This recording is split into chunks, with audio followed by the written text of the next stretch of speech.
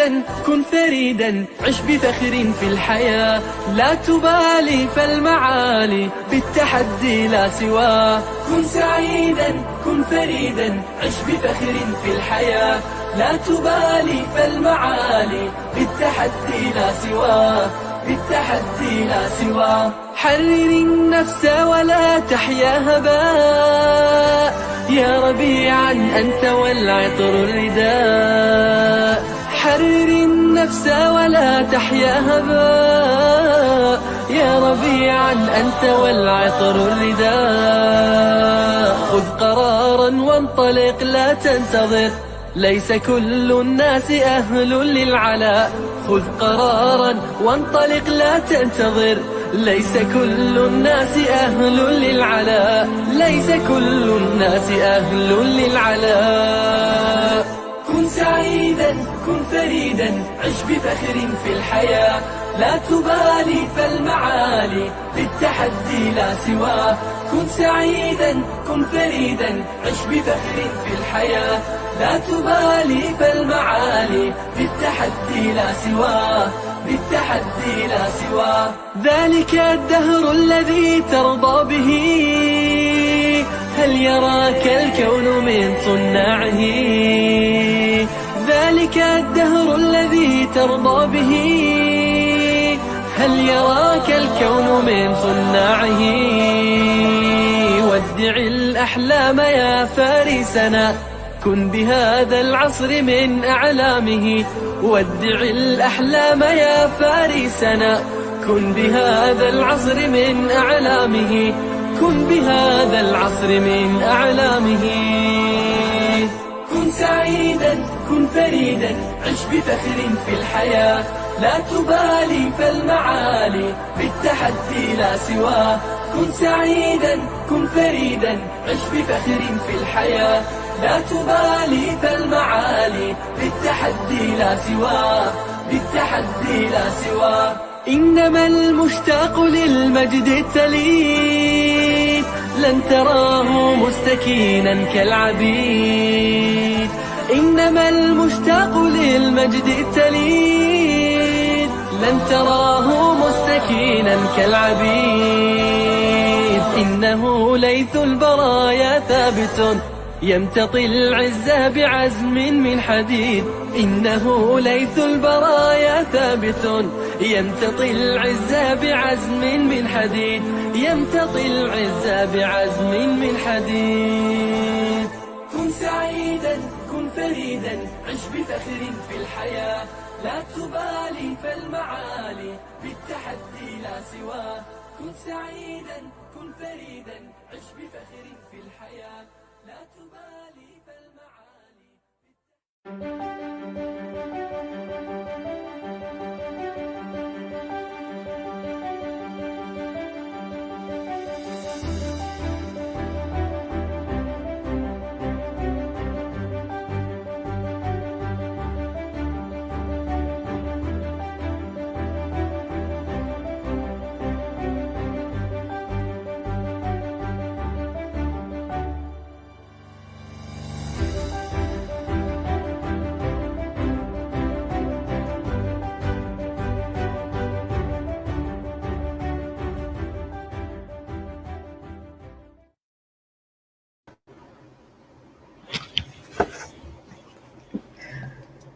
Bismillahirrahmanirrahim. Innal hamdalillah nahmaduhu wa nasta'inuhu wa nastaghfiruh wa na'udzu billahi min syururi anfusina wa min sayyiati a'malina.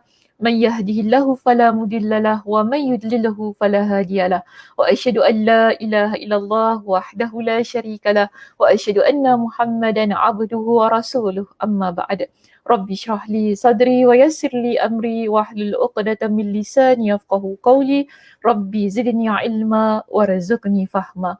Allahumma inna nas'aluka ilman nafi'a wa rizqan tayyiba wa amalan mutaqabbala. Assalamualaikum warahmatullahi wabarakatuh. Apa khabar jemaah muslimah di Masjid Kampung Siglap pada petang ini? Sihat semuanya. Saya harap semua dalam keadaan yang sihat sejahtera hendaknya. Dan bagaimana pada petang ini sudah bersedia untuk kita ikuti sambungan pengajian kita tentang kitab Ad-Da' wa Ad-Dawa. Okey, mengenal pelbagai jenis penyakit hati yang membahayakan.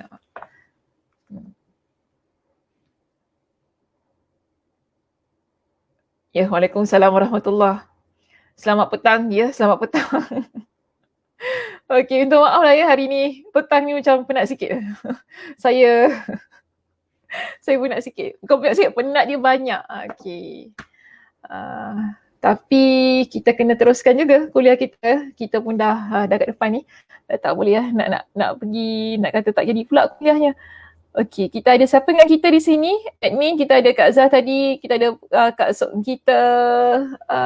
Alhamdulillah.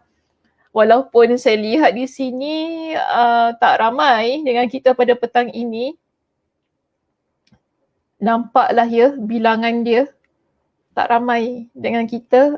Tapi tak mengapalah, mudah-mudahan Allah Subhanahu Wa Taala mempermudahkan ya rancangan kita pada petang ini dan kita dapat meneruskan pengajian kita tentang bab kita yang kedua, iaitu kesan negatif maksiat dan dosa.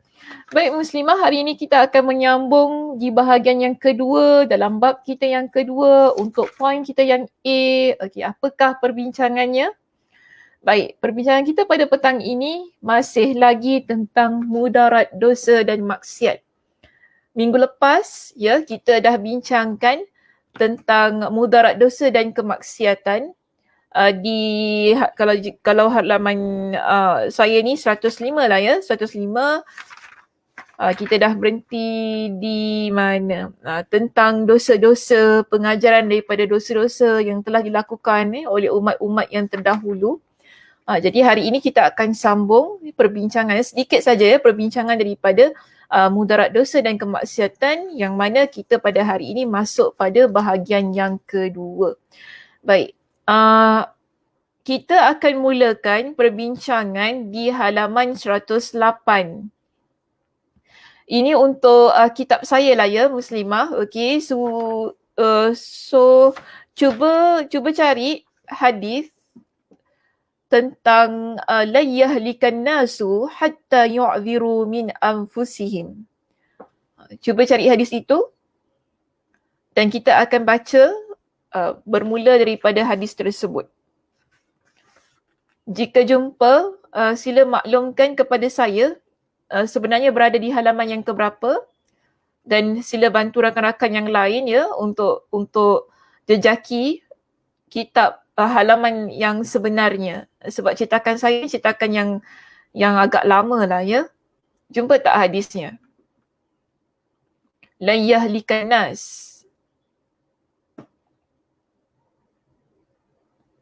Ini hadisnya.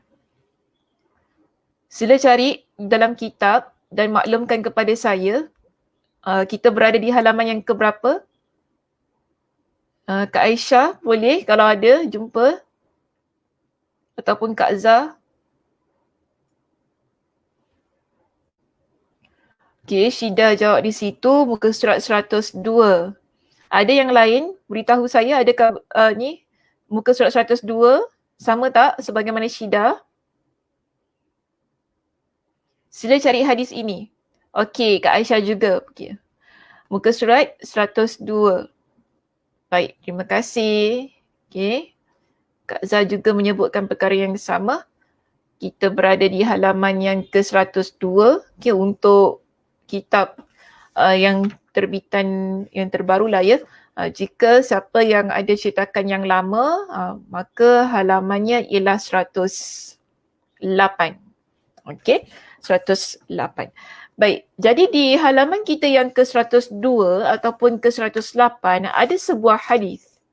Ya, di sini menyebutkan bahawa Amr ibn Murrah dia berkata, aku mendengar Abul Bukhturi mengatakan, aku diberitahu oleh salah seorang yang pernah mendengar sabda Nabi SAW bahawasanya baginda bersabda.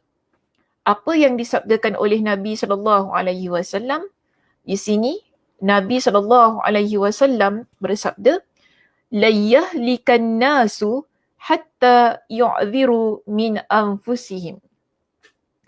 Manusia tidak akan binasa sehingga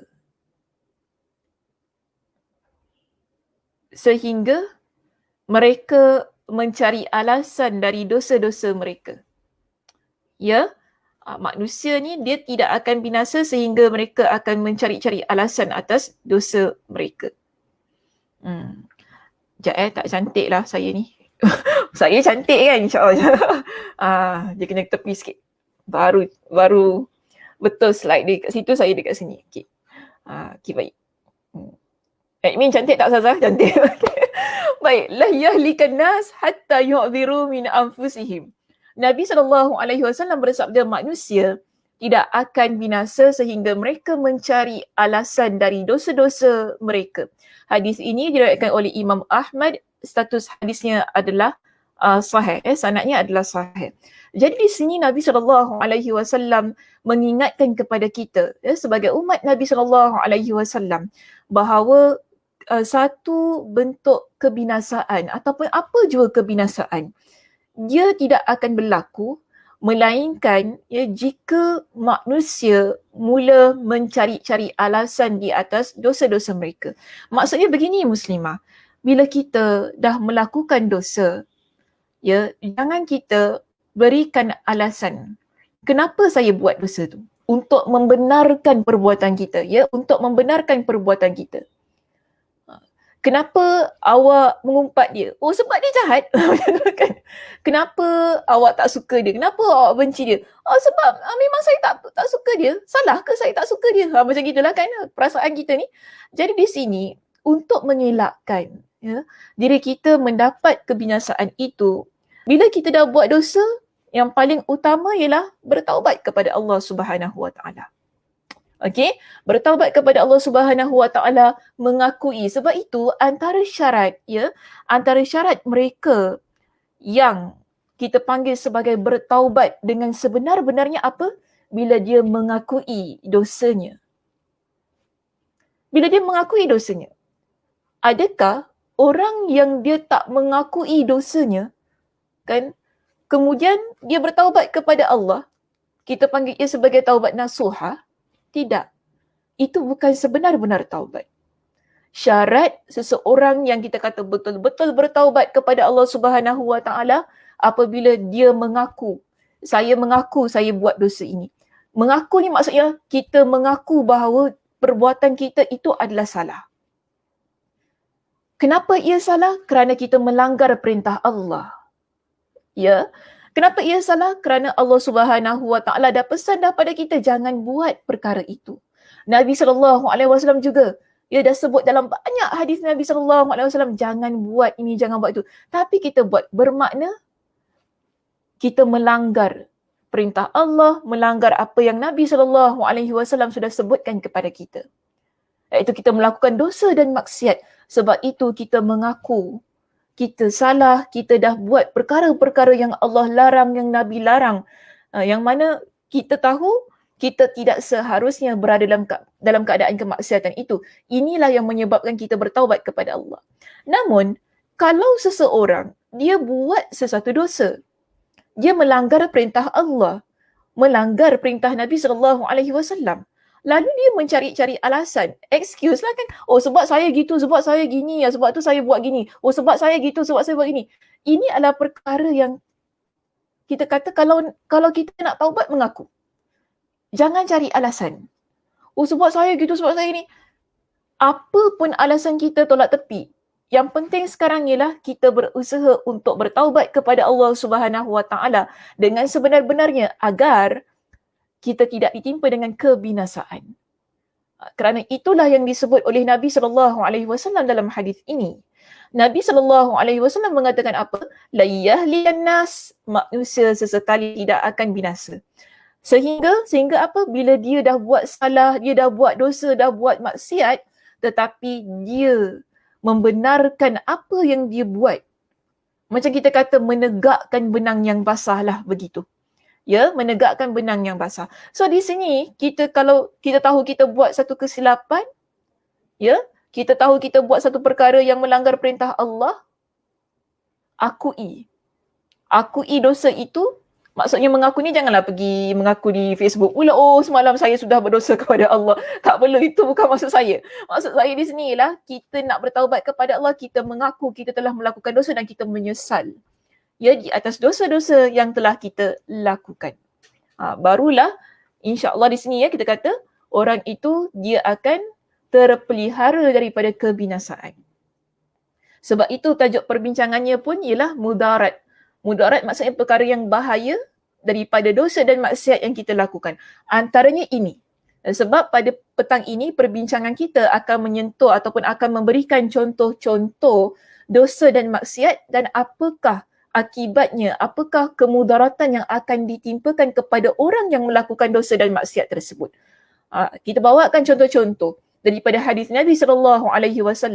Ya, untuk menunjukkan bahawa orang yang buat dosa, orang yang buat maksiat, jika dia membiarkan diri dalam keadaan dosa itu, bahkan kalau kita rujuk dalam hadis ini, jika kita mencari-cari alasan, kan, cari je apa-apa excuse untuk membenarkan perbuatan dosa kita, maka siaplah kita untuk menerima kebinasaan. Okay. Baik, seterusnya kita lihat di kitab kita di sini Muslimah. Ada disebutkan dalam Musnad Imam Ahmad ibn Hanbal. Ya, ada disebutkan dalam kitab kita di sini menyebutkan bahawa dalam Musnad Imam Ahmad ibn Hanbal dari Ummu Salamah, dia berkata, aku pernah mendengar Rasulullah SAW bersabda. Apa yang Nabi SAW sabdakan di sini? Nabi kata begini, jika nampak jelas pelbagai kemaksiatan pada umatku, maka Allah akan menyamaratakan azab dari sisinya kepada mereka semua. Ya, Nabi kata di sini, yang mana hadis itu diriwayatkan oleh Imam Ahmad ibn Hanbal dari Ummu Salamah. Ummu Salamah kata, dia pernah dengar Nabi kata, jika nampak jelas pelbagai kemaksiatan. Atau dengan kata lain beginilah ya Muslimah, saya nak guna perkataan yang begini. Jika kemaksiatan itu berleluasa di kalangan umat Nabi SAW. Cuba lihat sekitar kita pada hari ini. Adakah ia sudah terjadi? Boleh berikan saya jawapan? Adakah kemaksiatan sudah berleluasa? Ada jawapan tak daripada jemaah kita? Kak Nur yang masuk lambat itu. Assalamualaikum Kak Nur. Ya. Ada jawapan tak daripada jemaah? Saya nak tanya ni, sekarang ini, konteks kita sekarang ini, yang kita duduk sekarang ini, adakah kemaksiatan sudah berleluasa? Ya, Siti Aminah jawab, ya Ustazah. Okey, ada tak yang lain nak mengiyakan sebagaimana Siti Aminah di sini? Kalau boleh berikan saya contoh. Lily ada contoh, Lily?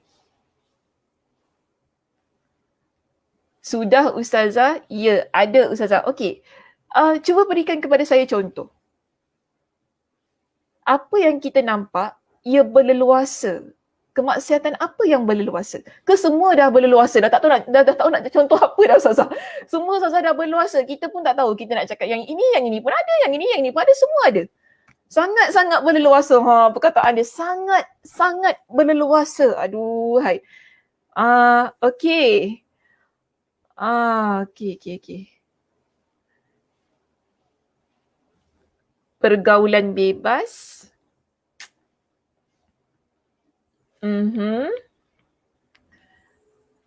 Okey, banyak ustazah menayang-nayangkan aurat, example TikTok.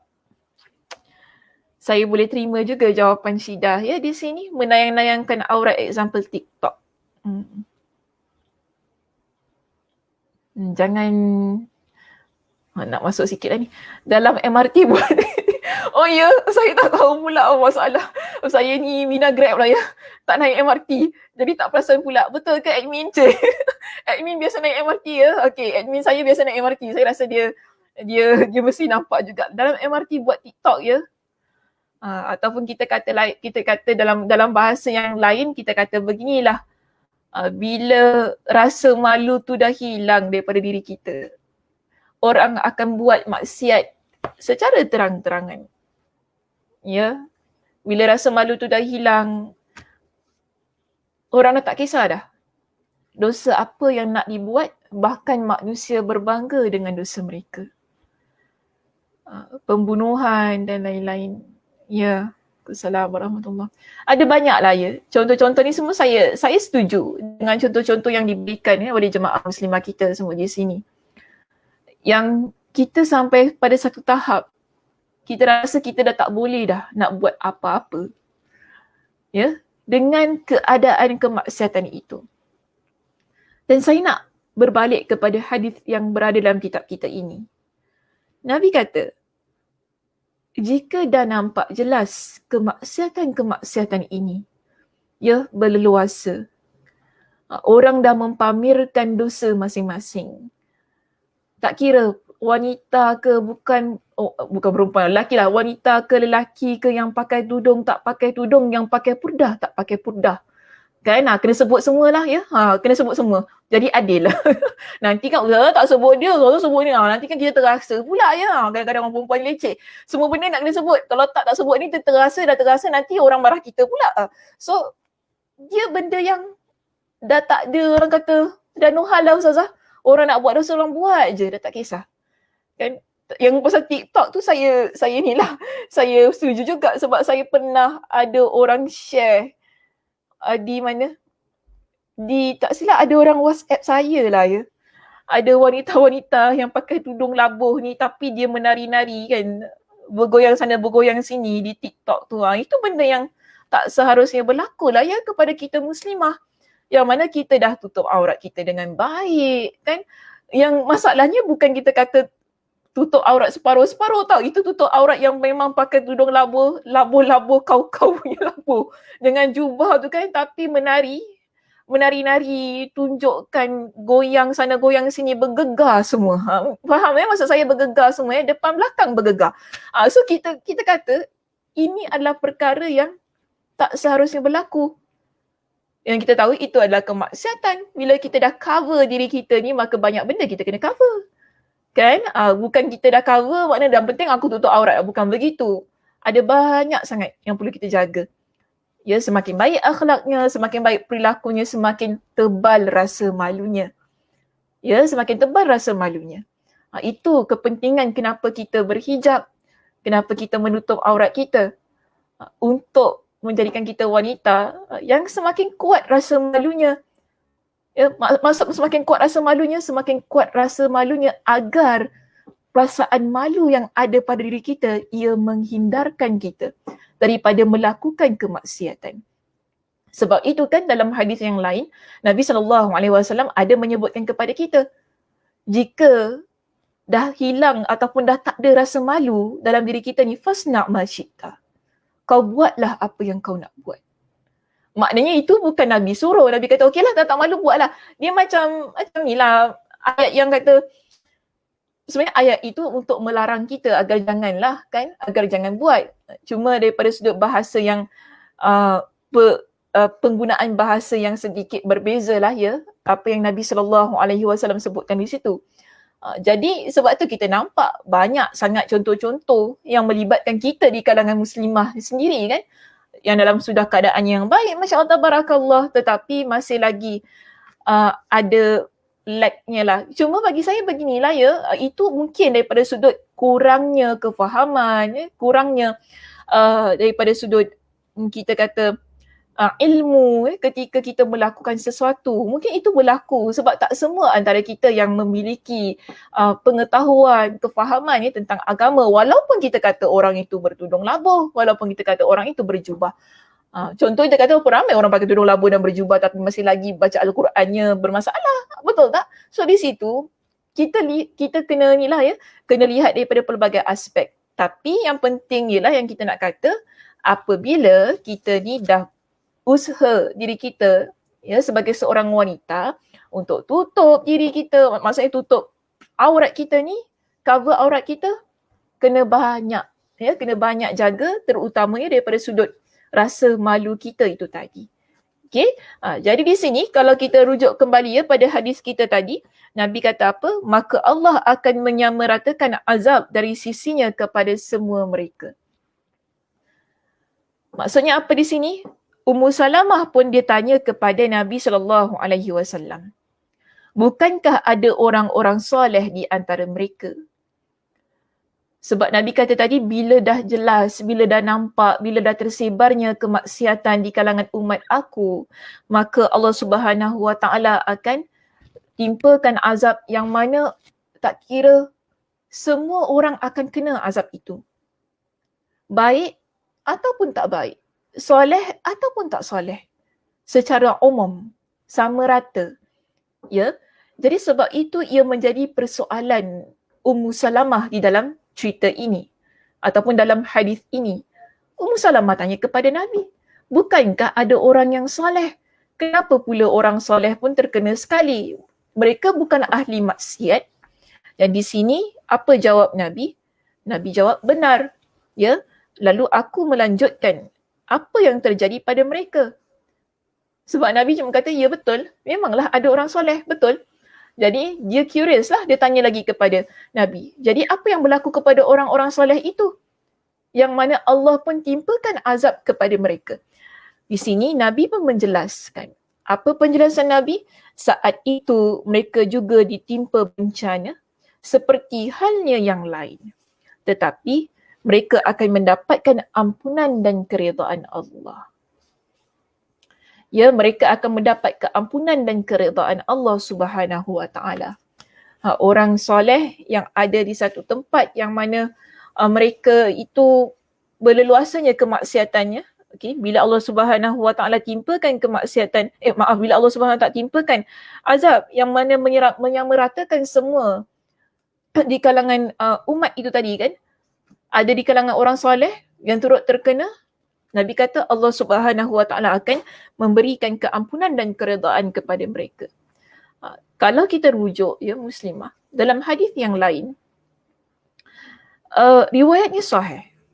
Nabi kata, kenapa ditimpakan azab ini secara sama rata, tak kira sama ada yang baik ataupun yang tidak, yang soleh ataupun yang tak soleh. Kerana kita membiarkan kemaksiatan itu berlaku. Kita tak mencegah dan kita redha dengan kemaksiatan itu. Ini puncanya mengapa Allah Subhanahu Wa Taala menimpakan musibah itu tadi secara sama rata. Sebab itu bila kita ada kemampuannya muslimah, untuk kita halang, untuk kita cegah ya kemaksiatan-kemaksiatan yang berlaku di hadapan mata kita, usaha untuk kita halang dan cegah. Tak payah kita lihat jauh-jauh, lihat dalam rumah sendiri ya muslimah. Lihat anak kita, suami kita, adik-beradik kita. Walaupun saya faham bukan senang.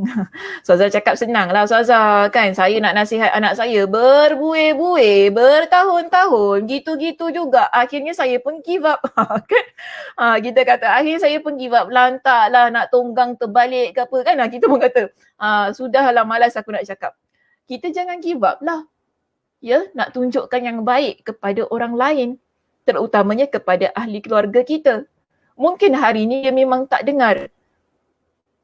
Kita tak tahu, mungkin setahun akan datang, 2 tahun akan datang, dia akan dengar apa yang kita tunjukkan ataupun apa yang kita nasihatkan kepada dia. Sekarang ini persoalannya ialah bagaimana kita meneruskan usaha untuk mencegah kemungkaran itu tadi. Kita larang, kita halang supaya kita tak sama-sama tenggelam. Kalau saya nak bawakan hadis yang lainnya muslimah tentang dosa dan maksiat ni yang kita biarkan. Nabi SAW, saya pernah Saya pernah bawa hadis ini di kuliah kita di Masjid Al-Muttaqin ataupun di Masjid Asy-Syakirin. Saya tak berapa ingat lah sebab banyak sangat kuliah. Tentang mencegah kemungkaran ya. Hadis yang ke-34 tak silap saya dalam kitab Jami' Ulum wa Al-Hikam. Mungkin 3433 lah hadis nombor hadisnya. Yang mana dalam perbincangan itu saya bawakan sebuah hadis yang Nabi berikan perumpamaan. Orang yang nak menegakkan hukum Allah ini, dia umpama orang yang berada di atas kapal. Sebuah kapal. Kapal ini kita berikan ataupun kita bahagikan ia kepada dua bahagian. Ada bahagian atas, ada bahagian bawah. Cuma masalahnya yang berlaku di atas kapal ini, mereka yang duduk di bahagian bawah, bila mereka ingin mengambil air, mereka perlu naik di bahagian atas untuk mengambil air, yang mengakibatkan mereka rasa mereka mengganggu orang yang berada di atas. Turun naik lah kan, macam sibuk gitu kan, turun naik, lepas tu air berkicau semua kan, nak kena lap. Mereka rasa mengganggu. Jadi, mereka yang duduk di bahagian kapal yang bawah ini, mereka ada idea. Saya tak tahu adakah idea itu brilian ataupun tidak. Tapi kalau lepas saya baca hadis ni, memang ia tak brilian langsung lah ya. Cuma ada idea itulah yang mereka usulkan. Apa ideanya? Mereka kata, susahlah nak ambil air dekat atas ni. Apa kata kita lubangkan saja kapal ni. Dan tentu-tentu kita dekat atas air kan. Di atas lautan ni, bawah tu ada air. Kenapa tak lubangkan saja kapal ni? Jadi air akan keluarlah daripada bawah. Kita just ambil lah air daripada situ. Okay. Jadi, orang yang di atas, di bahagian atas, bila mereka mendapat tahu idea itu tadi, mereka pun mencegah orang yang berada di bahagian bawah agar jangan buat perkara itu. Jangan melubangkan kapal ini untuk mengambil air. Kalau mereka yang di atas tak mencegah orang yang duduk di bahagian bawah itu tadi, apa yang jadi? Semua yang ada di atas kapal akan mati tenggelam. Ini perumpamaan yang Nabi berikan. Bila kita membiarkan kemaksiatan. Sebab apa yang nak dibuat oleh orang bawah itu dia baik ke tidak? Nampak sekali lalu macam betul juga. Kenapa nak susah-susah naik atas ambil air, betul tak? Tapi bila kita fikir lagi, bukankah itu akan menimbulkan kemudaratan kepada semua orang? Yang mengakibatkan semua yang berada di atas kapal akan mati tenggelam kerana perbuatan itu. Jadi wajar ataupun tidak bila orang yang di atas mencegah, amat wajar. Untuk mengelakkan berlaku kemudaratan. Jadi begitulah ya kita ni, bila kita duduk satu rumah, kita duduk satu, nak cakap macam mana lah ya, satu office, betul tak? Bila kita duduk di dalam satu tempat yang mana ada orang lain yang dia buat perkara mungkar, kita nampak dan kita tahu. Jika kita tak cegah, maka ia akan menyebabkan semua orang ataupun orang lain masuk sekali sama dengan kemungkaran itu. Menjadi, kata victim lah, menjadi mangsa di atas kemungkaran yang orang lain lakukan. Jadi ini kepentingannya mengapa kita mencegah dosa, mencegah maksiat supaya ia tak mendatangkan mudarat kepada kita dan orang di sekitar kita. Maka sebab itu dalam hadis ini, antara mudaratnya ialah bila berleluasanya kemaksiatan itu, kenapa Allah Subhanahu Wa Taala timpakan kepada semuanya? Itu antara bentuk mudarat yang Allah Subhanahu Wa Taala berikan apabila berlaku kemaksiatan. Apabila berlaku ataupun berleluasanya dosa. Jadi selama mana ya muslimah kita ada kekuatan kita panggil kuasa, authority, ya, untuk mencegah, kita cegah. Setiap daripada diri kita ada tanggungjawab masing-masing. Jika kita seorang ibu, jalankan tanggungjawab kita sebagai seorang ibu untuk didik anak kita, cegah dia jangan buat perkara-perkara yang mungkar. Kita tak boleh biarkan saja, biarlah anak saya dah besar dah Ustazah, suka hati dia lah dia nak buat apa. Tak boleh. Kerana dalam agama kita, ya, kita ada syariat. Kita ada hukum hakam, kita ada batas. Agama kita memang tidak menolak apa-apa kebebasan manusia. Tetapi agama kita berikan batas. Ya, agama kita berikan batas. Dalam agama kita, kita boleh voice out apa yang kita nak cakap. Boleh, tapi ada batas. Dalam agama kita, berikan kepada kita orang perempuan, ya, nak berpakaian, boleh berpakaian apa yang kita suka, yang cantik dan sebagainya, tapi ada batas. Betul tak? Adakah agama kita melarang kita berpakaian cantik? Tidak, boleh, tapi ada batasnya. Kita kan nak kita kata nak keluar berjalan, boleh, tapi ada batasnya. Maknanya di situ setiap perkara yang kita buat, agama kita menetapkan batas. Kenapa ada batas? Untuk menjaga kemaslahatan diri manusia. Ya, untuk jaga kemaslahatan diri manusia, kerana kita kena ingat muslimah, kita hidup bukan hanya di dunia, tetapi kita akan bawa kehidupan kita ini hingga ke akhirat sana. Sebab itu batas amat perlu dalam setiap perkara yang kita buat, agar ia terpandu, ya, ke arah yang lebih baik. Jadi di sini dalam hadis itu tadi kan, Nabi SAW kata, apa yang berlaku tentang berleluasanya kemaksiatan tersebut, ia sebagai peringatan pada diri kita. Ya, jadi jadilah orang yang mana berusaha untuk cegah apa-apa yang kita nampak, yang mana kita ada kuasa lah, ya. Kalau anak orang lain tu memang tak ada kuasa lah, takkan kita nak pergi tarik anak orang lain kan, maknanya anak kita lah, ya, jaga anak kita baik-baik begitu, anak kita ataupun teman kita baik dengan dia dan sebagainya. Okey, baik muslimah, kita lihat di sini ada sebuah hadis Nabi SAW yang lain, yang saya rasa apa tadi, okey, jika maksiat berleluasa pada umatku. Okay, itu tadilah saya lupa nak paparkan tadi, ya, poin kita ini, yang mana tadi saya dah bincangkan dengan panjang lebar tentang hadis yang ada dalam kitab kita yang daripada Ummu Salamah itu tadi, ya. Okey, kemudian kita bincangkan tentang hadis mencegah kemungkaran, hadis yang mana kenapa perlu cegah kemungkaran ni, supaya kita terselamat daripada sebarang kemudaratan walaupun kita tak buat. Ya, walaupun kita buat, tapi kita terselamat daripada kemudaratan yang akan ditimpakan kepada orang yang melakukan kemaksiatan itu tadi. Kemudian di sini dalam kitab kita ada hadis yang lain. Ya, ada banyak hadis lah, ya muslimah, tapi saya pilih, ya, saya pilih mana hadis yang boleh kita gunakan untuk kita aplikasikan dalam kehidupan kita. Baik, seterusnya antara mudarat, dosa dan maksiat kepada seseorang hamba bila dia lakukan ialah rezekinya terhalang. Ini sebagaimana yang Nabi SAW sebutkan. Apa yang Nabi sebutkan di sini, wa innar rajula la yuhramu rizqa bidzanbi yusibu. Sesungguhnya seseorang akan ditahan rezekinya kerana dosa yang dilakukannya. Ini juga antara perkara yang perlu kita muhasabahkan. Kenapa kadang-kadang kita rasa hidup kita ni susah aja? Ya, kenapa kadang-kadang begitu?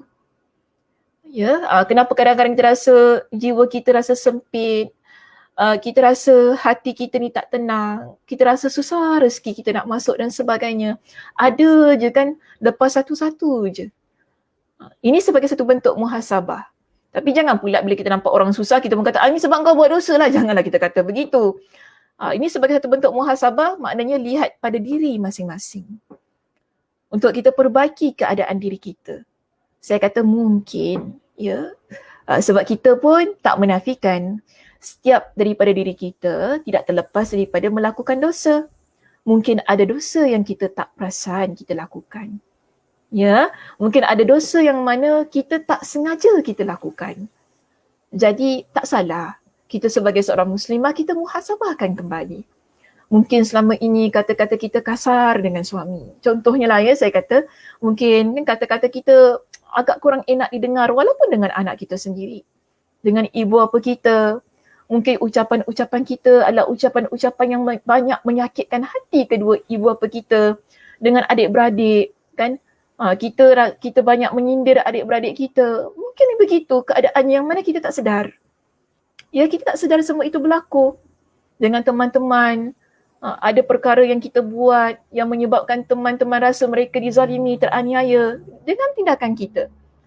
Yang kita, saya kata sekali lagi, yang kita tak perasan benda itu berlaku. Jadi tak salah muslimah kita muhasabahkan kembali setiap perlakuan kita, ya, setiap apa yang kita lakukan, setiap apa yang kita ucapkan. Ya, mudah-mudahan dengan itu kita jadi seorang yang bertaubat kepada Allah, memperbaiki keadaan diri kita menjadi muslimah yang lebih baik. Mudah-mudahan dengan itu juga rezeki kita semakin bertambah. Rezeki kita yang kita rasa dulu susah sangat. Mudah-mudahan juga Allah Subhanahu Wa Taala luaskan rezeki yang sempit itu. Jadi antara poinnya di sini yang kita nak kata, kemungkinan.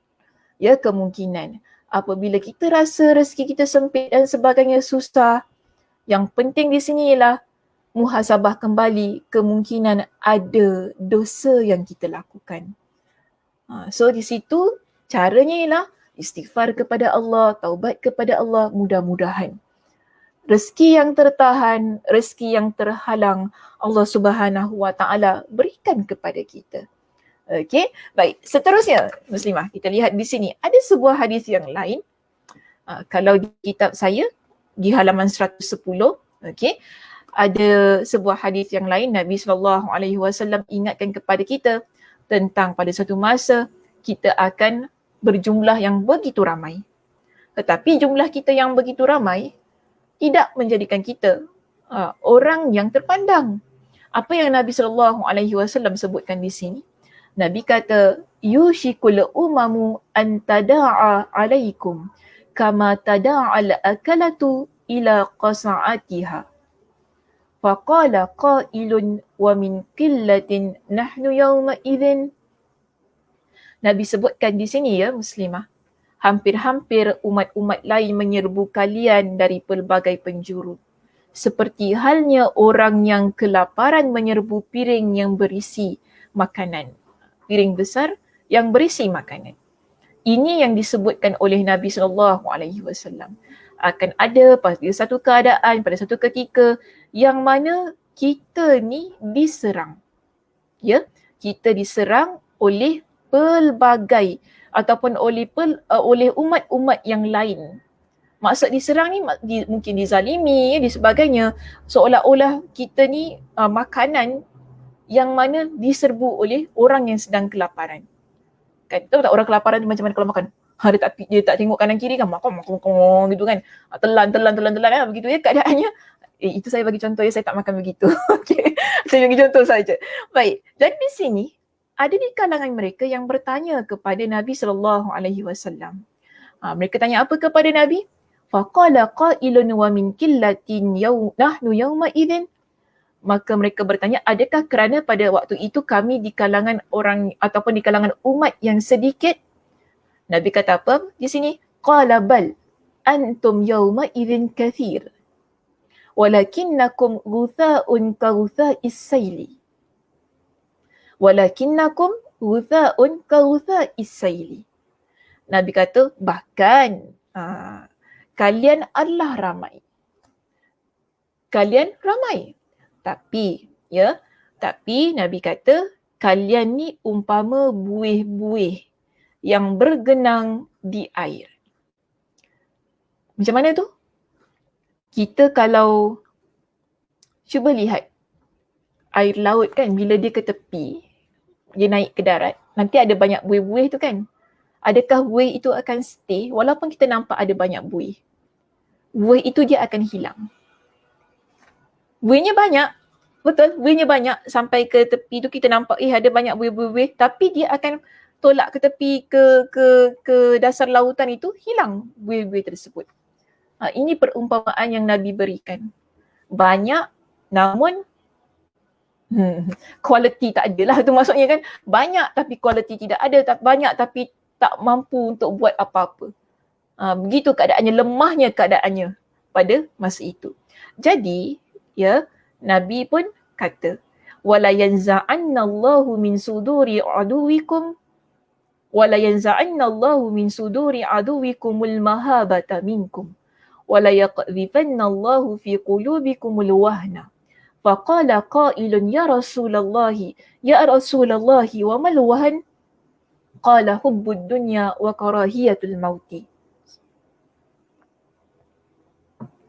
Jadi Nabi beritahu kepada kita, dalam keadaan kita yang ramai itu tadi, yang seperti buih-buih yang bertakung di air, yang mana keberadaannya sekejap sahaja. Ataupun kita kata dalam bahasa yang lain, banyak, ramai, tapi dia tidak menjadi sesuatu yang menggerunkan. Maka di sini Nabi SAW menyebutkan tentang situasinya. Ya, sila lihat di slide saya ini di perenggan yang kedua di situ. Nabi kata, sungguh Allah akan mencabut rasa takut dari hati musuh-musuh kalian dan akan menanamkan ke dalam hati kalian al-wahan. Al-wahan ni penyakit. Ya, bukan Wuhan. Okey, bukan Wuhan. Dulu saya ingatlah ya, masa kita COVID ni, dulu tak panggil COVID lah, coronavirus lah panggil belum ada nama dulu, kita panggil coronavirus. Jadi masa mula-mula lah coronavirus ni bertapak di muka bumi, orang sibuk-sibuk keluarkan hadis ini. Tak ada kena-mengena Wuhan dengan Al-Wuhan, jauh sangat perbezaannya. Ya, itu nama tempat, ini hadis Nabi, ada perkataan yang tersendiri maksudnya. Jadi hadis ini perlu digunakan pada tempat yang betul dan kefahaman yang betul ya muslimah. Jangan mentang-mentang sebutan sama, bunyinya sama, kita pun lah ambil lalu kita jadikan dalil. Inilah Nabi dah cakap dah dulu, Nabi dah tahu dah. Bukan begitu. Ya, keadaannya amat jauh berbeza. Kalau ada pun hadisnya, hadis yang lain, bukan hadis yang ini. Okey, baik. Apa kata Nabi tentang penyakit al-wahan ini? Seseorang itu pun bertanya, wahai Rasulullah, apa itu al-wahan? Baginda penjawab, al-wahnu, cinta dunia dan takut mati. Ini penyakit hati muslimah. Bila kita ni cinta dunia, kan? Cinta dunia ni tak salah sebenarnya. Ya, tak salah. Tapi bila ia berlebih-lebihan, menyebabkan kita menjadi orang yang lalai daripada sudut ibadah, mengabaikan kepentingan-kepentingan orang lain kerana keduniaan yang amat kita besarkan itu tadi dalam hati kita. Yang akhirnya kita ambil rasuah, kita tamak, kita menzalimi orang lain. Ini akibat bila orang cinta kepada dunia dengan teramat sangat. Yang mana dia boleh bermati-matian buat apa sahaja demi merealisasikan keinginan dunianya. Walaupun dia buat perkara dosa. Ya, walaupun dia buat perkara dosa. Contohnya beri rasuah, ambil rasuah. Ini kita panggil sebagai cinta dunia yang merosakkan. Bila seseorang dalam hatinya dah termasuk dengan penyakit ataupun dah dijangkiti dengan penyakit al-wahan itu tadi, cinta dunia yang teramat sangat, sehingga melakukan banyak perkara-perkara dosa, inilah yang menyebabkan dia takut kepada kematian. Kenapa dia takut mati? Ialah kita dah bergiat, dah bekerja keras ni siang malam untuk dunia kita. Takkan nak tinggalkan dunia macam tu saja. Wasted waste time lah semua ni kan. Dah buat macam-macam, tiba-tiba nak tinggalkan, mestilah takut mati kan. Dah kumpul harta banyak-banyak gini, terus nak tinggalkan. Lepas tu anak beranak pula yang berebut harta kita. Mana mungkin orang akan fikir begitu. Jadi ini kita panggil sebagai penyakit hati yang disebut oleh Nabi sebagai al-wahan, iaitu cinta dunia dan takut kematian. Yang mana cinta dunia dan takut kematian, ia menghilangkan kehebatan kita sebagai umat Nabi SAW. Ya, dia menghilangkan kehebatan sehingga pihak musuh melihat kita, tak ada apalah orang Islam. Macam kita, tak ada apa aja orang ni kan. Sehingga begitu. Kerana kita dah begitu dilalaikan dengan keduniaan. Ya, sehingga kita ni takut dengan kematian. Beza tau muslimah. Dengan pada zaman Nabi SAW, di kalangan sahabat Nabi SAW, mereka ni di kalangan yang tak takut mati. Jika pergi berjuang, ya, contoh dalam peperangan Badar, peperangan Uhud, apa-apa peperangan yang Nabi SAW usahakan untuk memerangi pihak musuh, ia sedikit pun tidak menggentarkan hati orang Islam pada masa itu, walaupun pihak musuh digembar-gemburkan sebagai musuh yang datang nak menyerang dengan jumlah yang begitu ramai jika nak dibandingkan dengan tentera muslimin. Tapi adakah itu menyebabkan mereka takut mati? Tak. Bagi mereka, inilah perjuangan, inilah perjalanan yang akan menjadikan mereka insan yang berjaya dunia dan akhirat. Sebab itu beza kita dengan sekarang. Sebab itu juga Nabi SAW menyebutkan ia adalah generasi yang terbaik. Generasi sahabat adalah generasi yang terbaik. Dan Nabi juga sebutkan kuntum khaira ummatin ukhrijat linnas ta'muruna bil ma'ruf wa tanhauna 'anil munkar. Kalian adalah sebaik-baik manusia yang dikeluarkan kepada sebaik-baik umat yang dikeluarkan kepada manusia untuk menyuruh orang lain buat kebaikan dan mencegah kemungkaran. Kita memang umat Nabi SAW.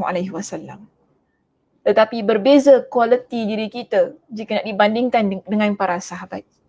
Sebab itu dalam hadis yang lain juga Nabi kata apa? Kita kalau infakkan harta kita, ya, walaupun mafhum hadisnya begini ya muslimah, walaupun kita infakkan emas umpamanya sebanyak ataupun setinggi gunung Uhud, ia takkan sama dengan apa yang diinfakkan oleh para sahabat.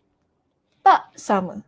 Sebab tu Nabi pesan, la tasubbu ashabi, jangan kalian mencaci maki sahabat aku. Sahabat-sahabat Nabi iaitu generasi yang terbaik, ia takkan sama.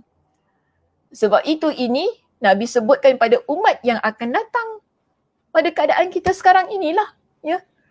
Yang mana ramai antara kita yang cinta dunia, takut dengan kematian. Ya, takut kematian tu bagi saya semua orang takut mati. Cuma ini dia takut mati sebab apa? Dia takut nak tinggalkan dunianya yang telah dia usahakan bermati-matian siang dan malam untuk mencari harta, mencari kesenangan hidup. Bina banglo contohnya kan, bina banglo. Dia buat macam-macam untuk dunia dia. Yang menyebabkan dia sayang nak tinggalkan apa yang telah dia usahakan. Dan daripada apa yang dia usahakan, dia pula tidak menjadi orang yang melaksanakan perintah Allah. So ini yang Nabi kata kemudaratan daripada dosa dan maksiat itu tadi. Dosa dan maksiat apa? Cinta dunia yang melalaikan kita. Tapi kena ingat juga, tak semestinya kita ni kena benci dengan dunia kita. Kalau kita benci dengan dunia, tak ada amal ibadah kita ni muslimah. Kena ingat gitu. Sebab kita nak beramal ibadah hanya di dunia sahaja. Sebab tu kena sayang juga dunia ni. Sayang untuk tujuan yang baik tu tadi. Kenapa saya sayang dunia ini? Sebab dunia adalah tempat untuk saya beramal ibadah, beramal soleh, bersedekah sebanyak-banyaknya, berbuat baik kepada kedua ibu bapa saya, berbuat baik kepada semua orang. Sebab itu saya sayang pada dunia saya. Begitu keadaannya. Tapi bukan sayang untuk kita habiskan seumur hidup kita ini demi sesuatu yang tidak kekal dan abadi. Ya, okey. Baik, seterusnya kita pergi kepada hadis kita yang terakhir pada petang ini. Nabi SAW ada memberikan contoh yang lain yang mana ini kita panggil sebagai akibat daripada dosa dan maksiat. Hadis ini berada di halaman yang keberapa di situ? Masih lagi sama lah, saya tak tahu tadi Kak Aisyah kata muka surat 104. Adakah hadis yang saya nak bawa ini yang berada dalam kitab kita masih lagi di halaman yang sama? Saya harap samalah ya.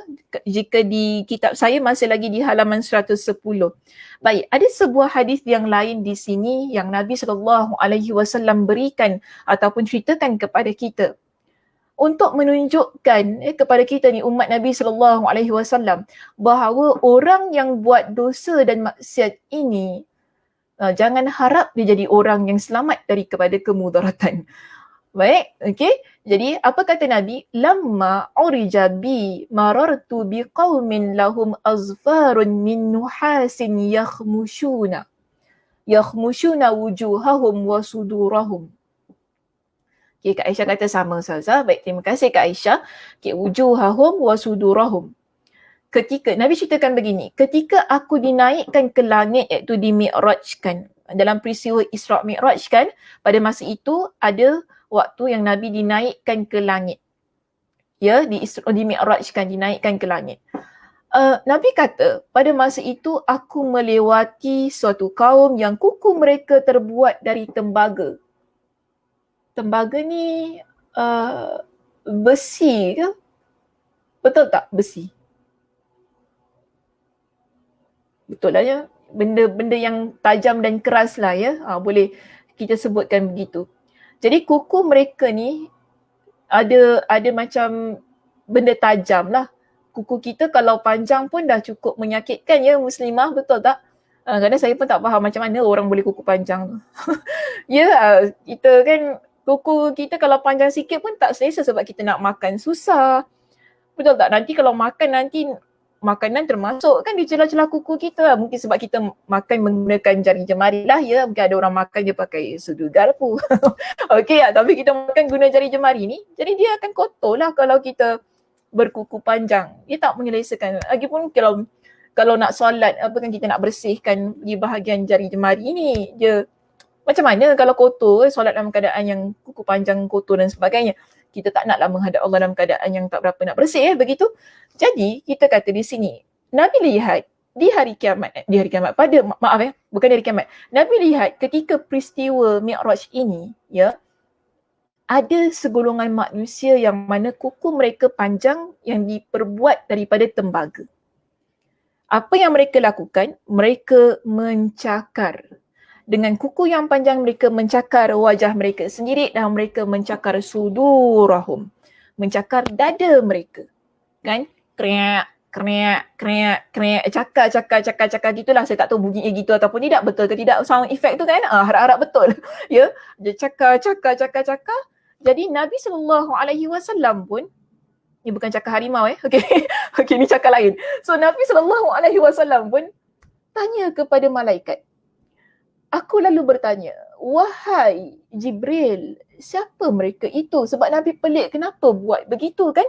Jadi Nabi tanya, siapa mereka itu? Jibril menjawab, mereka adalah orang yang memakan daging manusia. Siapa yang memakan daging manusia? Bila kita mengumpat orang lain, itu kita panggil sebagai orang yang memakan daging manusia. Adakah kita sanggup makan daging manusia? Saya tanya. Tadi admin kata dia makan daging. Saya tanya dia makan daging apa? Dia kata dia tak pasti. Saya kata makan daging ni nak kena tahu. Daging tu daging apa? Tidak boleh makan daging tapi tak pasti daging ni daging apa. Bahaya. Amat bahaya. Jadi bila nak makan daging kena tahu daging apa. Ya, sebab kita ada banyak jenis daging. Jadi sekarang ni persoalannya sekarang, bolehkah kita makan daging manusia? Mestilah kata tak boleh lah. Ustazah, takkan kita nak makan daging manusia? Yes, kita semua rata-rata bila kita seorang yang beriman kepada Allah, beriman kepada Rasulullah dan kita tahu dalam agama kita ada halal dan haram, tak boleh kita makan daging manusia. Ya, tak boleh. Tetapi orang yang mengumpat diumpamakan sebagai ataupun kita sebut dia sebagai orang yang makan daging manusia. Dan Nabi SAW kata apa di sini? Qala haula'i alladhina ya'kuluna luhuman nas wa yaqa'una fi a'radihim. Mereka adalah orang yang memakan daging manusia iaitu mengumpat dan merosak kehormatan mereka. Kita ni muslimah ya, bila orang ni dia mengumpat orang lain, mungkin dia mengumpat kawan dia, member dia, apa-apalah, siapa-siapalah yang dia nak mengumpat tu kan, dia bukan hanya kita panggil mengumpat. Tetapi umpatan tersebut menyebabkan rosaknya kehormatan diri orang lain. Bila kita dah cakap buruk tentang seseorang, agak-agak orang yang mendengar ucapan buruk kita tentang seseorang, dia nak ke percaya dengan orang yang dah kita umpatkan itu tadi? Orang yang mendengar teruk dia tak sangka perangai dia gitu dahsyat. Dua baik rupanya hati dia busuk. Nasib baik kau cakap dengan aku. Kalau tak aku tak tahu kau perangai dia gitu. Nampak tak? Hanya kerana kita menyampaikan sesuatu kepada orang lain tentang orang yang kita umpatkan itu tadi, ia telah merosakkan pandangan orang tersebut terhadap orang yang kita umpat. Sampai orang pun tak suka, orang benci, kan? Orang tak suka, orang benci, orang rasa dah tak nak dekat dengan orang itu. Ini kita panggil sebagai merosak kehormatan orang lain. Hanya dengan lidah kita yang mengumpat itu tadi. Jadi kena hati-hati muslimah. Bila kita ni nak cakap sesuatu kan, lebih-lebih lagi tentang orang lain. Ia bukan ikut sedap mulut kita, ikut sedap cerita kita. Ada banyak perkara yang perlu kita fikirkan. Sebab tu kita kata apa? Kerana mulut badan binasa. Kerana mulut badan binasa. Kerana mulut kita ni yang tak pandai nak jaga, yang kita cakap apa yang kita rasa best, yang kita rasa suka kan. Sebab tak happening ni muslimah kalau kita ni tak cerita pasal hal orang. Itu maaf kalau saya kata gitu. Dia macam tak happening lah. Boring kan kita duduk dalam grup ni tiba-tiba tak cakap pasal orang. Mesti kena cakap pasal orang. Mesti best lah, seronok cerita dia. Daripada kantung-kantung mencelik betul. Semua keluar dia punya sound effect. Tak salah aku. Yang kau dahsyat maaf kata lah. Macam tu. Semua ayat keluar. Sebab apa? Cakap pasal orang lain. Dia menghangatkan suasana. Tapi jangan lupa, dalam keadaan kita menghangatkan suasana, ada yang telah dihangatkan untuk kita iaitu api neraka. Dan siksaan azab yang Allah peruntukkan untuk orang yang begini. Ini kita panggil apa? Mudarat. Bahaya yang Allah timpakan kepada mereka yang melakukan dosa dan maksiat. Contohnya, dosa maksiat mengumpat itu tadi. Sebenarnya, yang paling penting di sini kita nak kata, kemudaratan dosa dan maksiat telah banyak direkodkan dalam Al-Quran. Disebutkan oleh Nabi SAW dalam hadis baginda sebagai peringatan untuk diri kita. Mungkin ada antara kita yang hari-hari baca Al-Quran. Ada antara kita hari-hari baca hadis Nabi SAW. Dalam Al-Quranul Karim, dalam hadis Nabi SAW menyebutkan banyak akibat, menyebutkan banyak mudarat terhadap dosa-dosa ataupun dengan dosa-dosa yang kita buat ini. Jadi adakah setelah kita mengetahui, setelah kita baca, kita dah bincangkan dah ni muslimah, kita masih lagi nak bersenang-senang dengan dosa dan maksiat kita? Maka di sinilah saya kata detik yang mana ia menyedarkan, menjentik kesedaran dalam diri kita agar kita menjadi muslimah yang berusaha untuk menjauhkan diri kita daripada dosa dan maksiat. Agar tujuannya kita tidak ditimpakan dengan mudarat, dengan bahaya yang telah disebutkan dalam Al-Quranul Karim dan juga hadis Nabi SAW. Okey muslimah, itu saja perbincangan kita untuk petang ini ya. Mudah-mudahan sebenarnya panjang lagi lah ya perbincangannya. Ada banyak lagi hadis-hadis Nabi SAW yang lain. Nanti insya-Allah pada minggu depan kita akan sambung ya perbincangan ini. Kita akan lihat apa lagi yang disampaikan oleh Nabi SAW tentang akibat ataupun kita kata mudarat daripada dosa dan kemaksiatan yang juga dibincangkan dan ditampilkan perbahasannya oleh Imam Ibnul Qayyim Al-Jauziyah dalam kitab kita ini. Okey. Ada apa soalan? Mungkin saya boleh ambil satu soalan di situ jika ada.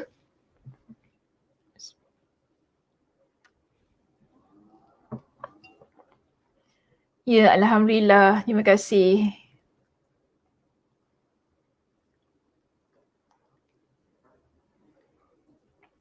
Ada soalan tak? ke tengah sibuk-sibuk ni petang raya dah. Petang raya sibuk ya. Harap tak adalah yang sibuk-sibuk petang-petang raya ni ya. Okey. Yelah besok hari raya kan. Okey. Tak tahulah kalau ada siapa-siapa yang nak menyambut hari raya esok. Salah channel lah Ustazah. Baik, Alhamdulillah. Terima kasih Ustazah. Terima kasih Kak Zah. Salamah. Abang Salamah. Alhamdulillah. Okey. Betul. Siti Aminah ada soalan di situ. Mengumpat tak kira sama ada kita kenal orang itu directly ke tidak kan Ustazah? Yes. Tak semestinya kita kenal ataupun tidak lah kan. Yang penting kita ucapkan perkara-perkara keaiban dia lah. Yang mana dia tak nak orang lain tahu dan sebagainya. Lalu kita ungkapkan keaiban-keaiban itu. Yang Nabi pernah ditanya oleh salah seorang sahabat. Ribah tu apa? Dalam bahasa Arab kita panggil mengumpat ni ribah. Okay. Ghain, ya, ba, ta. Ribah. Mungkin admin boleh bantu saya untuk typekan di bawah itu. Ambil saya happy Deepavali. Janganlah ucap happy Deepavali kat sini Kak Ros. Okay. Salah channel ya. Salah channel lah. Kita sama hari raya. Okay. Bukan happy Deepavali. Baik. Ada dalam bahasa Arab kita sebut mengumpat ini sebagai al-ribah. Ya, al-ribah. Ribah, sila tambah alif lam di hadapannya. Okay, alif lam ri ya ba ta. Al-ribah dan sila transliterasikan ia dalam bahasa Melayu ya. Al-ribah. Okay. Jadi ada salah seorang sahabat tanya Nabi, ribah itu apa? Nabi pun kata, bila engkau menyebutkan sesuatu yang ada pada saudaramu yang mana dia tak suka engkau sebutkan. Ini kita panggil sebagai mengumpat. Kita sebutkan sesuatu yang ada pada saudara kita ataupun orang yang kita kenal tadi ataupun kita tak kenal lah kan. Yang mana kalau dia tahu dia tak suka tentang hal itu. Ya, kemudian mereka tanya lagi. Tapi kalau benda tu tak ada, kita sebutkan yang tak ada pada orang itu tadi, adakah kita panggil ia sebagai ribah? Nabi kata, kalau sifat ataupun perangai itu ada pada dia, disebut sebagai mengumpat. Kalau tak ada, namanya fitnah. Mafhum hadisnya begitu. Ya hadisnya sahih. Ya, maknanya kalau engkau sebut sesuatu yang tak ada pada temanmu ataupun pada saudaramu, kita tak panggil itu sebagai ribah. Tetapi kita kata itu adalah fitnah. Sekarang ini yang boleh saya kata, fitnah dan ribah, ya, ia dah bercampur baur. Kadang-kadang kita ceritakan satu benda yang betul. Tapi kita masukkan garam, masukkan gula, masukkanlah apa-apa kan kita masukkan nak menyedapkan cerita yang akhirnya daripada yang tak ada menjadi ada. Kita mengada-adakan cerita itu. Ribah bertukar menjadi fitnah, kedua-dua dosa kita dapat. So sebab itu sebaiknya jangan cakap langsung. Ya, kita tahu apa-apa, diam sahaja. Kan? Jangan kita ucapkan. Jika tidak ada keperluan di situ, tak perlu. Okey. Baik. Bagaimana dengan kata-kata terhadap orang yang kafir? Sama juga, kena jaga ucapan kita. Tak kira sama ada Muslim ataupun non-Muslim. Sebab akhlak seorang yang beriman, mereka yang disebutkan sebagai orang yang Muslim ini kan, Nabi kata apa? Al-Muslimu man salimal muslimuna min lisanihi wa yadihi. Seorang Muslim ialah yang mana orang Muslim yang lain, dia itu selamat. Rasa selamat daripada kejahatan lidahnya dan juga tangannya. Tapi walaupun Nabi SAW sebutkan tentang orang Muslim, ya, kita tak hanya fokuskan kepada Muslim sahaja. Sebab dalam agama kita juga mengajarkan tentang kemanusiaan. Ya, tentang kemanusiaan. Jadi tak bererti kalau dia non-Muslim kita boleh hina dia, kita boleh ngumpat dia, kita boleh cerca dia, kita boleh buat apa saja yang kita suka. Bukan begitu. Sebab dalam agama kita mengajarkan satu perkara yang lain lagi, iaitu tentang rahmah, tentang ihsan kepada manusia. Hatta dengan binatang pun dalam hadis Nabi banyak menyebutkan tentang ihsan rahmat kepada binatang. Apatah lagi kalau makhluk itu namanya manusia. Jadi jangan senang-senang ya, kita ni kalau dia non-Muslim, kita buat apa yang kita suka. Sebab tu kita jiran sesama jiran, Muslim ke tak Muslim, perlu ada saling rasa hormat, menghormati. Perlu jaga hak-haknya. Ya, ini demi untuk menjaga kemaslahatan dan keharmonian masyarakat yang pada waktu sekarang kita, kalau kita lihat pada konteks kita pada hari ini, masyarakat kita sudah berbilang kaum, berbilang bangsa, berbilang agama kan, ada banyak. Jadi dalam keadaan kita hidup dalam satu community yang berbilang itu tadi. Jadi kita sebagai seorang Muslim perlu jaga ya adab kita dan akhlak kita. Okey, baik. Wallahu a'lam bishawab. Baik, itu sahaja saya kira perbincangan kita untuk petang ini. Terima kasih kepada semua yang mengikuti ya, perbincangan kita pada petang ini, yang meluangkan masa walaupun petang raya kan. Tak tahulah kalau ada yang nak buat ketupat ke apa kan, ke buat muruku. Saya tak tahu muruku buat ke tak ya. Buat apa untuk hari raya ni kan. Okey. Baik, jadi terima kasih kepada semua yang mengikuti. Mudah-mudahan Allah Subhanahu Wa Taala berkati masa yang diruangkan dan diluangkan untuk pengajian kita di Masjid Kampung Siglap pada petang ini. Mudah-mudahan Allah Subhanahu Wa Taala memberikan kepada kita dengan kesihatan, kelapangan masa untuk kita bertemu di masa akan datang, iaitu pada minggu hadapan. Saya tutup kuliah kita pada petang ini dengan tasbih kafarah. Subhanakallahumma wa bihamdika asyhadu an la ilaha illa anta astaghfiruka wa atubu ilaik. Assalamualaikum warahmatullahi wabarakatuh.